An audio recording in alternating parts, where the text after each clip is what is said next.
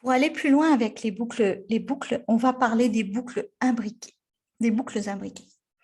Une boucle à l'intérieur d'une autre boucle, en fait. Donc, pour résoudre certains problèmes, on a besoin de mettre une boucle dans une autre boucle.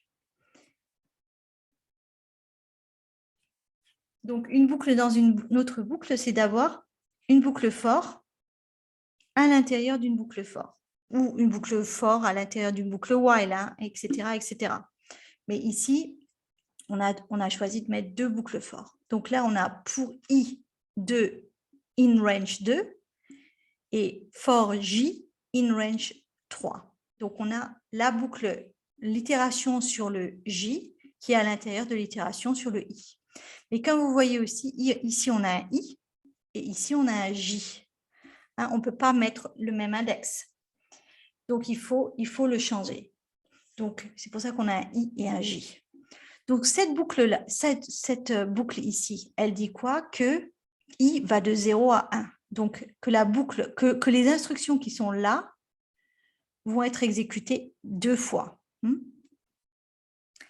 Mais cette boucle-là, sur le j va de 0 à 2. Et donc, ça va être exécuté encore 3 fois. Mais comme on a déjà une boucle ici qui nous dit c'est exécuté 2 fois, ça c'est exécuté 3 fois, et bien en fait tout ce programme-là, ce print-là va être exécuté 2 fois 3 fois, c'est-à-dire 6 fois. Donc une boucle, c'est ça. Le nombre de fois qu'une boucle est exécutée, c'est une boucle imbriquée exécutée. Si là j'ai n, si cette boucle est exécutée n fois, cette boucle-là est exécutée m fois. Les instructions à l'intérieur, les instructions vraiment imbriquées, elles sont exécutées n fois m fois.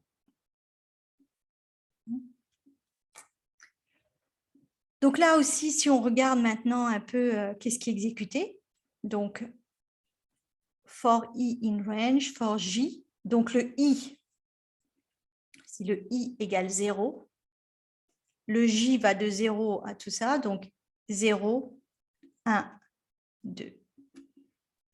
Ensuite, je reviens. Maintenant, si i égale 1, on a j qui va aller de 0 à 1 à 2. Vous voyez bien que la boucle a imprimé 6 choses et elle les a vraiment imprimées dans cet ordre.